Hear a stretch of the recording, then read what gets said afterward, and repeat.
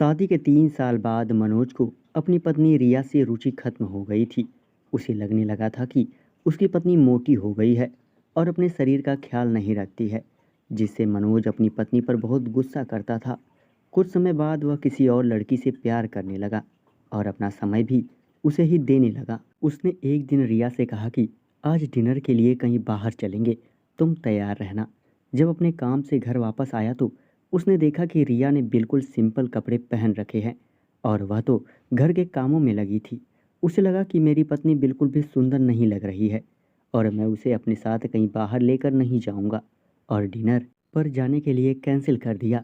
एक दिन उसने रिया से कहा, अब मैं तुम्हारे साथ और नहीं रह सकता। रिया ने अपने पति से पूछा, आखिर मेरी गलती क्या है? उसके पति ने कहा, गलती तो मेरी है कि मैंने तुमसे शादी की। तुमने आखिरी बार अपने आप को आईने में कब देखा था? जरा देखो खुद को, कैसी लगती हो? यह कहकर वह अपनी पत्नी को छोड़कर घर से चला गया और फिर मनोज उस लड़की के पास गया जो उसे पसंद थी। उस लड़की का नाम स्वीटी था। स्वीटी दिखने में बहुत ही खूबसूरत और मॉडर्न लड़की थी। उसने वह सब कुछ था जो मनोज को पसंद था।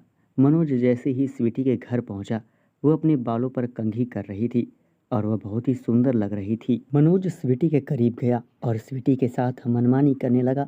स्वीटी को यह सब अच्छा लग रहा था तो मनोज को रोका नहीं और उसका साथ देने लगी। कुछ ही पलों में दोनों ने अपनी हसरतें पूरी कर लीं। दोनों ने पहली बार अपनी इच्छा पूरी की थी। स्वीटी आज के ज़माने की लड़की थी। वह मनोज को पूरी तरह से खुश कर देती थी, पर स्वीटी मनोज का बिल्कुल भी ख्याल नहीं रखती थी और ना ही उस पर ज़्यादा ध्यान देती थी।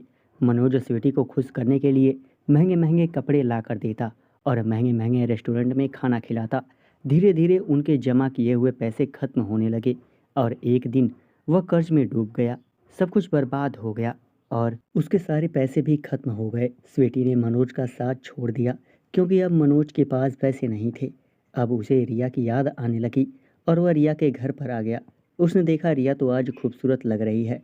मनोज रिया के पास गया और माफ़ी मांगने लगा, पर रिया ने माफ़ नहीं किया और कहा, चले जाओ यहाँ से। अगले सप्ताह मेरी शादी है। मैं उस इंसान से शादी कर रही हूँ जो मुझसे प्यार करता है। अब मनोज के पास पछताने के अलावा कुछ नहीं था।